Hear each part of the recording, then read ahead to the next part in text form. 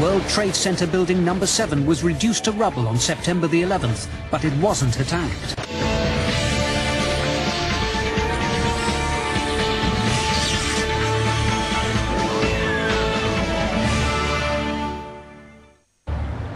World Trade Center Building number 7 on the 11th of September 2001 was one of the casualties of the terrorist attacks of that horrific day. Building 7's sudden and shocking collapse has been overshadowed by the fate of the Twin Towers, but from an engineering point of view, it is the greater mystery. We were surprised that Tower 7 collapsed, we being the team that investigated what occurred on that day. There was some damage to Tower 7 caused by the debris that hit it from Tower 1, but the damage was certainly not similar in scope or magnitude to that caused by the aircraft hitting Towers 1 and 2. The only positive aspect of the calamity was that the building fell 7 hours after the Twin Towers. Everyone had been evacuated, and although the 47-story structure collapsed in on itself in less than 10 seconds, no one was killed. World Trade Center 7 was completed in 1987. It had approximately 1.8 million square feet, 47 stories, and was roughly 600 feet tall. Each of the floors was approximately 40,000 square feet, which is roughly the size of a football field and equal to the size of the floor plate on each of the towers. The building was a good building. It was soundly designed. It would still be standing if not for 9/11, and it was state-of-the-art at the time, absolutely. Many challenges faced the engineers in designing World Trade Center Building 7. One of these was to find a way to erect it over an electricity substation that already existed on the north side of the site. As a result, we had to do very many, I'll use the word tricks, transferring of column loads, carrying loads either on cantilevers or on truss systems. It was a challenging project at the time. Analysis of the collapse of number 7, which had been burning out of control since the collapse of Tower 1 7 hours earlier, seemed to indicate the initial failure occurred somewhere between the 5th and 7th floors. This was where the transfer trusses were built to carry the load over the Con Edison substation. The way the building fell supports the idea that at least one of the trusses was weakened by the fires in the building and gave way. Once one of those trusses went down, then because of the way everything was interconnected in the floor system, it pulled down the rest of the building.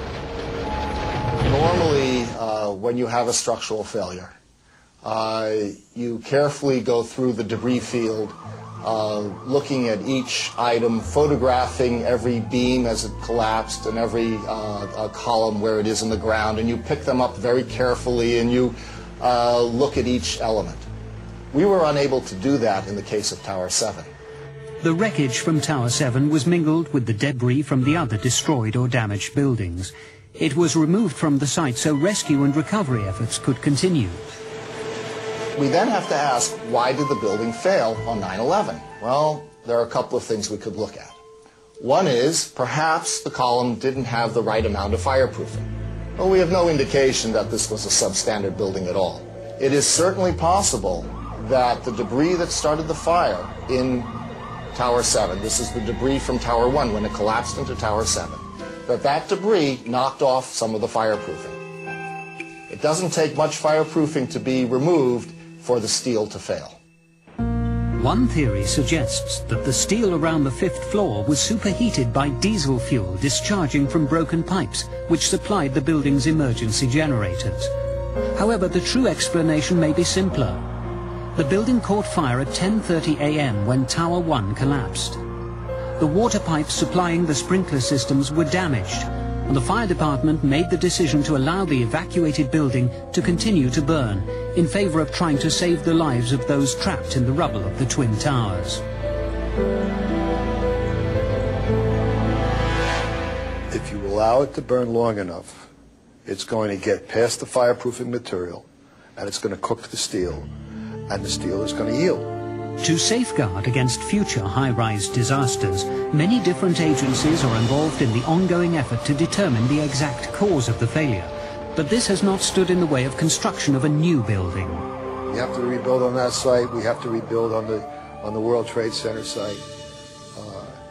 If we didn't, then we lose. And we ain't gonna lose. A year after 9/11, construction began on a new World Trade Center building number 7. It was to be the first to rise from the ruins, and safety was a top priority in its design.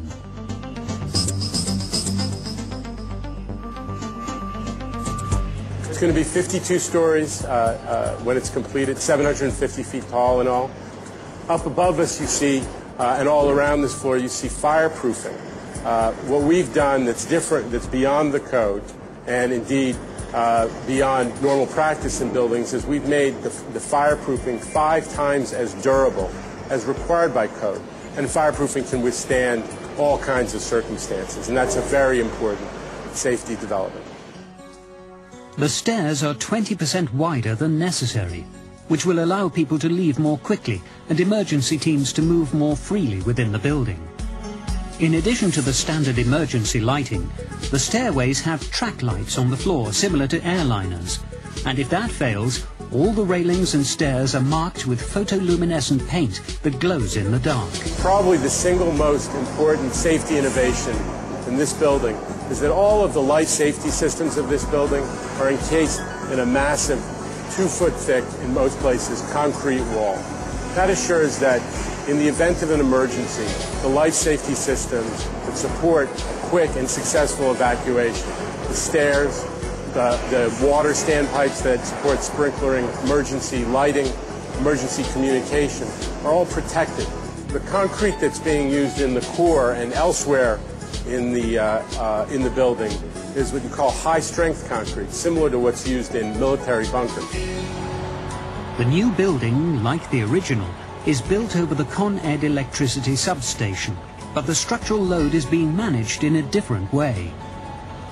The structure of the exterior of the building relates to the Con Ed substation with a belt wall that takes place just above the level of the substation, where we transfer the loads from the office building so that they're distributed throughout the exterior of the Con Ed substation at the base.